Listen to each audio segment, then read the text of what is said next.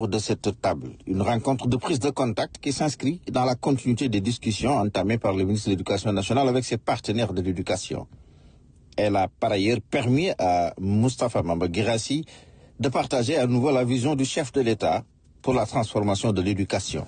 Si nous voulons réellement aller dans le sens de la transformation de ce secteur, comme vous l'avez toujours souhaité du reste, je pense qu'il est important d'entrer en contact avec tous les acteurs, d'écouter chaque acteur, d'intégrer le mieux possible, le plus possible, les préoccupations des différentes parties pour essayer ensemble de co-construire quelque chose de solide, de performant et qui nous ressemble et que nous souhaitons.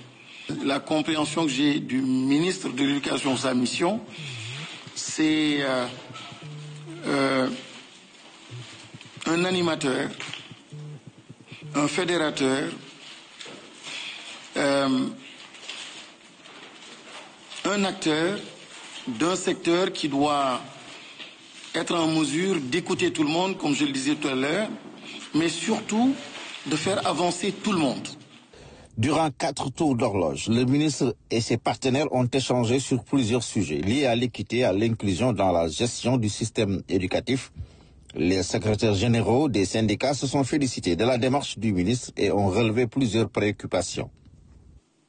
Nous souhaiterions la formalisation et la pérennisation de telles rencontres dans le temps et dans l'espace. L'implication minimale lors des négociations de cadres structurés et représentatifs d'enseignants et d'enseignantes. 3. La résolution définitive du cas des décisionnaires, de ceux-là qui sont dits décisionnaires, qui souffrent en fonction, lorsqu'ils sont en fonction, et pire lorsqu'ils sont à la retraite. Nous, ce que nous avions proposé en tant que syndicat, c'est que l'examen de ce CAP se fasse dans les CRP pendant la responsabilité entière. Et ça éviterait à l'enseignant de servir pendant 5 ans avant de pouvoir tout simplement passer cet examen et ensuite attendre des années encore pour pouvoir tout simplement se procurer de cet arrêté-là, lui permettant tout simplement de déposer son dossier au niveau de la fonction publique pour encore être dans la file d'attente. Ensuite, il y a l'enseignement privé, monsieur le ministre. Je pense qu'on doit en parler.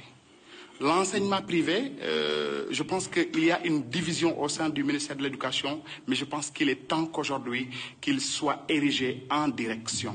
Après avoir écouté les interventions des uns et des autres, le ministre de l'Éducation nationale s'est engagé à diligenter les dossiers qui dépendent de ses services. Pour les autres revendications, il a promis de partager avec ses collègues ministres impliqués afin de trouver des solutions dans le court terme. Nous devons aussi avoir un agenda un peu plus régulier, que soit pas... il faut un engagement aussi du ministre ou du ministère pour dire que de façon régulière et périodique, voilà donc les rencontres de concertation que nous aurons. Et ça, nous le ferons. Pour les arrêtés et les décisionnaires, je disais hier à M. Thiam, qui est là, qui est du cabinet, que avant la fin du mois, et ça je voudrais, voilà, d'ailleurs j'en profite, je ne sais pas, je vais vous voir ce matin, je voudrais avant le 30, me def ci ay résultats, c'est-à-dire que arrêté yi lépp loo xam ne ci man lay dépendre au niveau du ministère su dee signature rek la signature rek mu fanaan fii nga defal ma attaaya café ma signé waaw yooyu féete boor quoi su dee ci man lay dépendre. Les représentants des syndicats d'enseignants ont magnifié l'initiative du ministre Moustapha Mamba Guirassy de provoquer cette rencontre.